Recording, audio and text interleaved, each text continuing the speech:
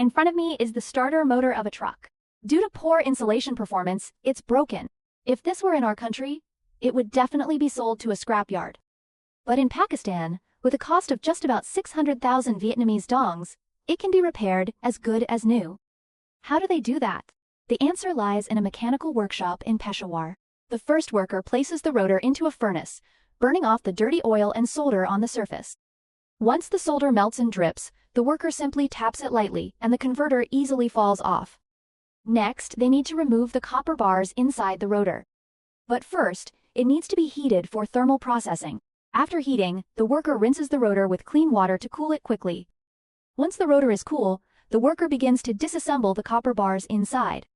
It is apparent that the oxidation on the copper bars is severe, which is one of the reasons why the rotor couldn't start. After separating all the copper bars, the rotor must go through another heating process. This can remove the oxide layer and impurities from the surface. The copper is then treated with hydrogen peroxide, which quickly restores its shine.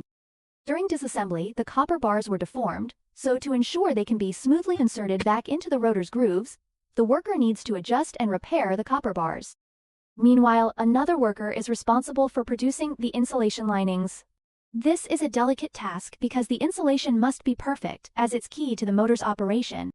They use a silicone steel sheet as a mold, which is hand-punched bit by bit to create the necessary shape, ensuring each insulation layer meets the standard. After the insulation lining is inserted into the rotor's grooves, the pre-prepared insulation paper is inserted.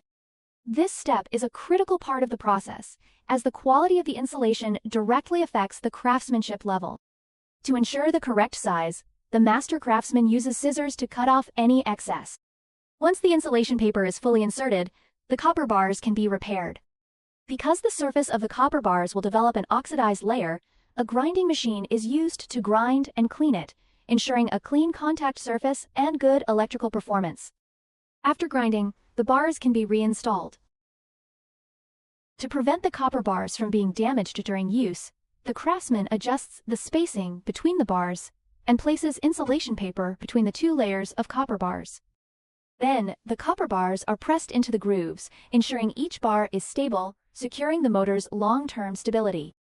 After the copper bars are installed, the craftsman uses pliers to adjust the feet, precisely for better coordination in installing the commutator.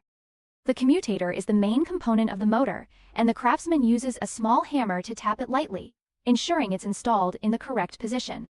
Before installing the next copper layer, the worker carefully places insulation paper between the two layers of copper. This will help prevent short circuits. After that, the worker inserts the copper bars tightly into the wire grooves. Considering that the starter motor will endure strong vibrations during use, this step is particularly important, as the copper bars must be securely installed to avoid future failures. To ensure the connections are flawless, the worker also conducts an electrical test.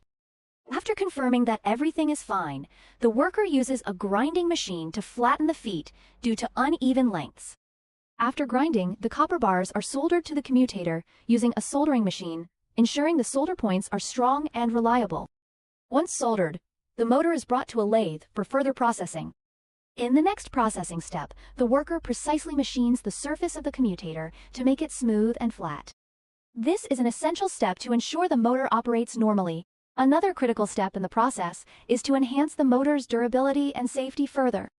The worker uses nylon wire to bind the copper bars and applies a specialized insulating paint to the copper surface. This not only strengthens the motor's insulation capability, but also gives it water and moisture resistance. Through these meticulous and systematic repair steps, the starter motor has been perfectly restored. Truly amazing! Let's give a like to these skilled craftsmen for their dexterous hands.